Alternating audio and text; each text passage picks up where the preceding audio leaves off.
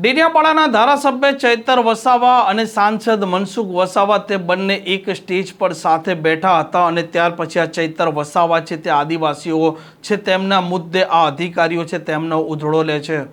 વૈષ્ણવજન તો તેને કહીએ જે પીડ પરાઈ જાનાને રે। નમસ્કાર, આપ જોઈ રહ્યા છો નવજીવન ન્યૂઝ અને હું છું આપની સાથે તોફિક ગાંચી। ડેડિયાપાડાના ધારાસભ્ય ચૈતર વસાવા ફરી વખત આ અધિકારીઓ છે તેમને આડે હાથ લીધા છે અને જે પ્રકારે ચીકદા તાલુકાના ઉમરાળ ખાતે એક કાર્યક્રમ હતો, આ કાર્યક્રમમાં અનેક મહાનુભાવો પણ ઉપસ્થિત હતા, સાંસદ મનસુખ વસાવા પણ હાજર હતા અને ત્યાર પછી તે આ અધિકારીઓ છે તેમનો વારો પાડે છે અને કહે છે કે અધિકારીઓ છે તેમની આળસના પ્રતાપે આ આદિવાસી લોકો છે તે હેરાન થઈ રહ્યા છે, તેમને લાભ નથી મળી રહ્યો અને તેમણે ટકોર પણ કરી છે કે છેવાડાના લોકો સુધી આ યોજનાઓના લાભ પહોંચે તે દિશામાં આ અધિકારીઓએ કામ કરવું જોઈએ। આપણા સમાજના આગેવાન ભરૂચ લોકસભાના સાંસદ શ્રી એવા મનસુખભાઈ વસાવા સાહેબ, આપણે જેમને હમણાં સાંભળ્યા એવા નવનિર્મિત ચીકદા તાલુકાના પ્રમુખ શ્રી એવા રમેશભાઈ વસાવા, સાથે અહીં આપણી મધ્ય ઉપસ્થિત આ જિલ્લા પંચાયતના સદસ્ય અને નર્મદા જિલ્લાના સામાજિક ન્યાય સમિતિના અધ્યક્ષ એવા શકુંતલાબેન, સાથે આપણી મધ્યે આપણા વિસ્તારના પ્રાંત અધિકારી સાહેબ એવા મેડમ શ્રી, સાથે મામલતદાર શ્રી, તાલુકા વિકાસ અધિકારી શ્રી, સાથે આપણા તાલુકા પંચાયતના કારોબારી અધ્યક્ષ માનસિંહભાઈ, ન્યાય સમિતિના અધ્યક્ષ મીનાબેન, સાથે નર્મદા જિલ્લાના પૂર્વ પ્રમુખ એવા શંકરભાઈ વસાવા, સાથે પૂર્વ તાલુકા પંચાયતના સદસ્ય એવા ખાનસિંહભાઈ વસાવા, સાથે અહીં ઉપસ્થિત તાલુકા પંચાયતના તમામ સદસ્યશ્રીઓ, ગ્રામ પંચાયતના સરપંચશ્રીઓ,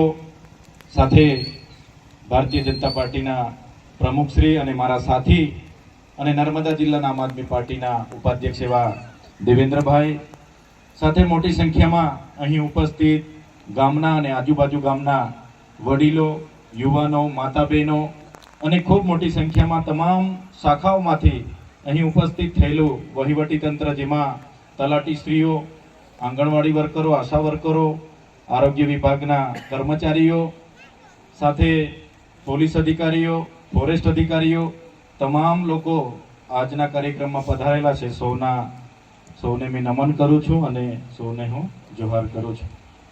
સાથીઓ, આજનો કાર્યક્રમ એ ભારત સરકારે નક્કી કરેલા માન્ય દેશના વડાપ્રધાન શ્રી નરેન્દ્રભાઈ મોદીજીના 12 વર્ષનો કાર્યકાળ પૂરો થયો છે એને અનુસંધાને 8 તારીખથી લઈને 18 તારીખ સુધી સમગ્ર દેશમાં અનેક વિવિધ કાર્યક્રમ યોજાઈ રહ્યા છે। થોડા દિવસ પહેલા ચીકદા તાલુકાનો નાલંદા આશ્રમ ખાતે સામાજિક વનીકરણ અને વન વિભાગ દ્વારા વૃક્ષારોપણનો કાર્યક્રમ હતો। આજે જનકલ્યાણ શિબિરનો કાર્યક્રમ છે। એ જ પ્રકારે અનેક વિભાગોને લઈને રોજના કાર્યક્રમો થતા હોય છે। ત્યારે આજે આનંદ થાય છે કે ખૂબ મોટી સંખ્યામાં લોકો આ કાર્યક્રમનો લાભ લેવા માટે અહીંયા ઉપસ્થિત થયા છે। કાર્યક્રમનો મુખ્ય હેતુ છે કે તમામ તાલુકાની તમામ શાખાઓ જ્યાં પણ કાર્યક્રમ હોય વિસ્તારમાં જઈને કોઈને વૃદ્ધ પેન્શન ના કાગળિયાની જરૂર હોય, વિધવા પેન્શન, જાતિના દાખલા, આવકના દાખલા, કોઈને વારસાઈ કરાવવું હોય, કોઈને નામ દાખલ કરાવવું હોય, કોઈને આવાસનો હપ્તો બાકી હોય, કોઈ વ્યક્તિને કોઈ પણ યોજનાનો લાભ લેવો હોય, એની માર્ગદર્શન પણ તમને આ તમામ વિભાગના લોકો આપશે। સાથે સાથે સ્વાસ્થ્યને લગતી કોઈને ચેકઅપ કરાવવું હશે તો સ્વાસ્થ્યની પણ ચકાસણી કરશે અને જે પણ નાની મોટી બીમારીઓ કઈ નજરે પડશે એનો રિપોર્ટ આપશે, એની દવા આપશે। તમામ પ્રકારનું કામ આજે અહીંયા તમામ શાખાના અધિકારીઓ તમને કરી આપશે અને માર્ગદર્શન પણ આપશે। આ કાર્યક્રમનો હેતુ સરકારશ્રીની યોજનાઓ છેવાડાના વ્યક્તિ સુધી પહોંચે, કોઈ પણ વ્યક્તિ યોજનાથી વંચિત ના રહી જાય એના માટે આખા જિલ્લાનું વહીવટી માળખું સાંસદ સાહેબ, અમે ધારાસભ્ય તરીકે અને તમામ ચૂંટાયેલા પ્રતિનિધિઓ આપણા ગામને મધ્ય આવ્યા છે। એટલે વધુને વધુ લોકોને મારે વિનંતી છે કે બધા જ લોકો તમારી જે કઈ સમસ્યા હોય, કાગળમાં, નામમાં સુધારા વધારા, આધાર કાર્ડ લિંક કરાવવાનો હોય, કેવાયસી કરાવવાનો હોય, રેશન કાર્ડનું કામ હોય, આપણા જ ગામમાં બધા જ અધિકારીઓ આવ્યા છે એટલે બધા જ પોતપોતાનું કામ કરાવી લેજો. એટલે મારો કહેવાનો મતલબ ઘણી યોજનાઓ એવી છે કે આપણે સુધી પહોંચતી નથી. એનો અર્થ એવો થાય કે આપણે જાણતા નથી. કોઈને પિકઅપ જોઈએ છે કે ભાઈ મારે માલ સામાનનો વાહતુક કરવાનું છે, મારે શાકભાજી સુરત પહોંચાડવાની છે, તો પિકઅપમાં પણ સબસિડી છે. તમામ યોજનામાં સબસિડી છે. ખેડૂત માટે સ્માર્ટફોનની પણ સબસિડી છે. ખેડૂતે ખેતીવાડીની યોજનાઓ જાણવી છે, માહિતી મેળવવી છે. વરસાદ ક્યારે આવશે, આ સિઝનમાં કયો પાક કરવાનો, આ રોગ આવ્યો છે એમાં કઈ દવા છાંટવાની, એના માટેની માહિતી મેળવવા માંગતા હોય એની માહિતી આપવાના વૈજ્ઞાનિકો પણ બેઠા છે. અને એના માટે સ્માર્ટફોનની પણ જોગવાઈ છે. સ્માર્ટફોન ખેડૂતના મોબાઈલમાં વોટ્સઅપ બધા વિડીયો આવે, યુટ્યુબ આવે, એના માટે ખેડૂત ખાતેદારને સ્માર્ટફોનની પણ જોગવાઈ છે. એટલે આવી બધી યોજનાઓની માહિતી આપવા માટે આપણા વચ્ચે અધિકારીઓ છે, જીઈબી ના અધિકારીઓ છે. કોઈને ખેતીવાડીની લાઈનનું કંઈ અટક્યું હશે, કોઈને કોઈ તકલીફ હશે, તો એની પણ જીઈબી ના અધિકારીઓ માહિતી આપશે. એટલે આ બધી પ્રકારની યોજનાઓ ને લઈને આજે આ જન કલ્યાણ શિબિરમાં અધિકારીઓ તમારી વચ્ચે આવ્યા છે. બધું તાત્કાલિક ના થઈ જાય, આજે ને આજે ના મળી જાય, પણ એની તૈયારી કરવી પડે, એનું ફોર્મ ભરવું પડે અને પછી એ મંજૂર થઈને આવે અને તમને મળે. એ પ્રકારની આખી વ્યવસ્થા છે. ત્યારે આ કાર્યક્રમ થકી તમારા મધ્યમાં અમે આવ્યા છે. છેવાડાના વ્યક્તિ પણ આનો લાભ લે એ હેતુસર આ કાર્યક્રમ સરકારશ્રીએ નક્કી કર્યો છે. સાથે સાથે આજે મંચ પર આપણે બેઠા છે, આપણા સાંસદ સાહેબને પણ સાંભળવાના છે, એટલે વધારે હું નહીં બોલીશ, પણ એક બીજી વાત હું કરીને જામ કે આપણે જ્યાં પણ છે, માનો કે અમે બધા ચૂંટાયેલા પ્રતિનિધિ છીએ, અમારી જવાબદારીમાં આવતું હોય એ નૈતિક જવાબદારી અમારે અમારા પદ પરથી નિભાવવી પડે. એ જ પ્રકારના અહીંયા શિક્ષક મિત્રો બેઠા છે, શાળા પરિવાર બેઠો છે, એની જવાબદારીમાં સારું શિક્ષણ આપવાની જવાબદારી છે, એમણે સારી નૈતિકતાની જવાબદારી નિભાવવી પડે. એ જ પ્રકારે તલાટીઓ છે, ગ્રામ સેવકો છે, મામલતદાર, ટીડીઓ છે, એમની જે જવાબદારી છે એમણે નૈતિકતાથી નિભાવવી પડે. તમામ અધિકારીઓ, પદાધિકારીઓ નૈતિકતાથી જવાબદારી નિભાવે. એ જ પ્રકારે તમે જે લાભાર્થીઓ છો, ખેડૂતો છો, તમારે પણ એ લાભ, તમારે પણ એક તાળીથી એક હાથથી તાળી ના પડે, પણ તમારે પણ તમે જે ક્ષેત્રમાં છો, ખેડૂતમાં છો, દુકાન ચલાવો છો, વાલી છો, તો તમારે પણ એક વાલીપણું નિભાવવું પડે. તમારે પણ એક સારા ખેડૂત તરીકે નૈતિક જવાબદારી નિભાવવી પડે. ત્યારે જ આપણું ગામ, આપણો સમાજ, આપણો પ્રદેશ આગળ આવશે. બધા સાથે રહીને કઈ રીતના આપણો વિસ્તાર આગળ આવે એવા સૌએ પ્રયાસ કરવા પડશે. મને આજે કહેતા આનંદ થાય છે, ગુજરાત સરકારના સહકારથી અને માન્ય સાંસદ શ્રી હોય, અમે હોય, આપણી અધિકારીગણ હોય, તલાટી, ગામ સેવક, ટીડીઓ, બધાના સહકારથી ગુજરાતના તમે મનરેગાના ડેટા જોશો તો આજે મનરેગાના ડેટામાં આપણે 1 થી 5 નંબરમાં આવીએ છીએ. તમે પ્રધાનમંત્રી આવાસના ડેટા ઓનલાઈન જોશો, એમાં પણ આપણો ડેડિયાપાડા તાલુકો આપણા 1 થી 5 નંબરમાં આવે છે.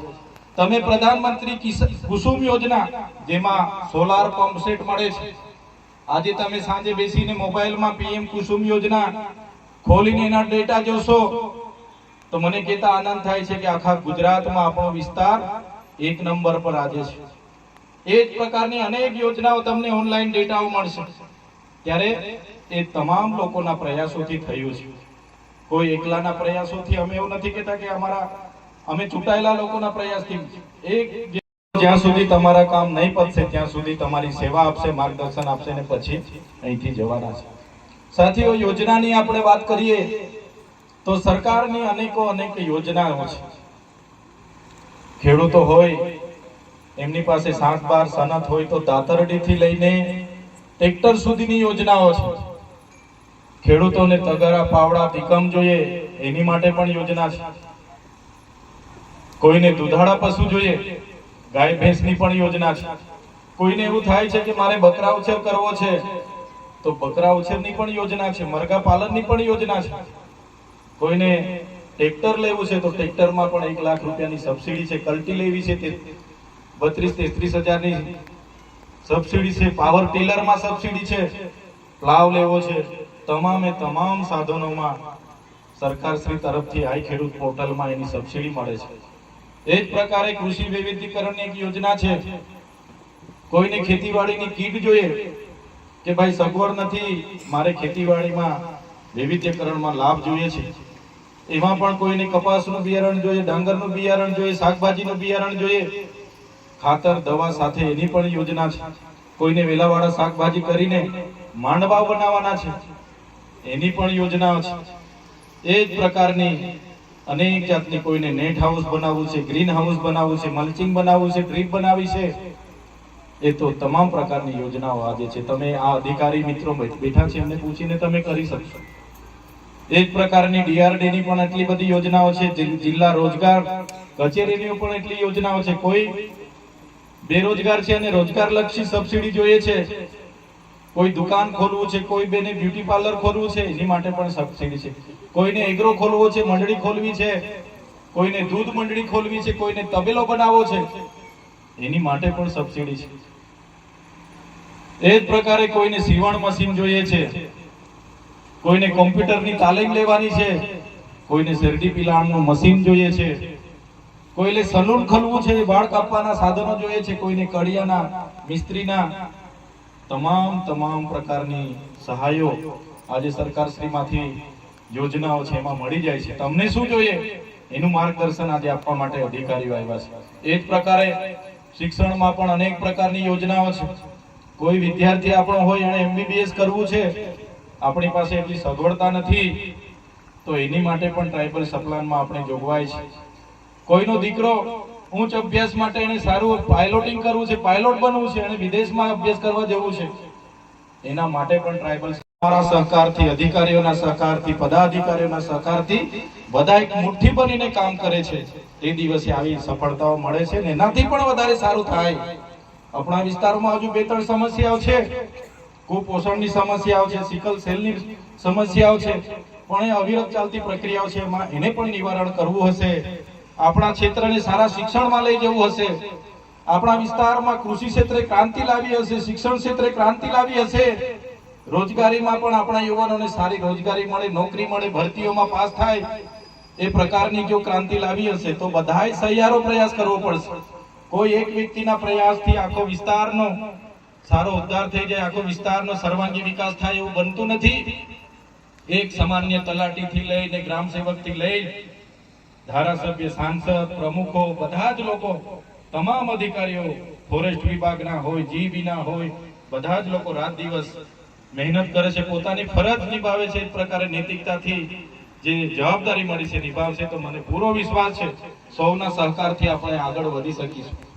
અહીંયા બેઠા છે બધા જ વડીલો, યુવાનો, વધારે વિશેષ નહીં કહીશું, હજુ તમારે બધા યોજનાઓની માહિતી પણ લેવાની છે. પણ આજના કાર્યક્રમમાં આપણી મધ્ય આપણા વડીલ સાંસદ શ્રી મનસુખભાઈ વસાવા સાહેબ પણ ઉપસ્થિત રહ્યા છે, એમને પણ આપણે સાંભળવાના છે. તમામ પદાધિકારી મંચસ્થ છે, તમામ અહીં ઉપસ્થિત થયા છે બધા જ લોકો. મને આજે આનંદ થાય છે કે આ સરસ કાર્યક્રમ આપણો થઈ રહ્યો છે અને સફળ કાર્યક્રમ થઈ રહેલો છે. આવી જ રીતના બધા સાથે આગળ વધતા રહીશું તો ચોક્કસ એક દિવસે આપણો નવનિર્મિત ચિત્તા તાલુકો પણ ગુજરાત અને દેશના નકશામાં એક આગવી સ્થાન પર આવશે એવો વિશ્વાસ સાથે આ પ્રકારના સમાચાર માટે નવજીવન ન્યૂઝ ચેનલ સાથે જોડાયેલા રહો. નમસ્કાર.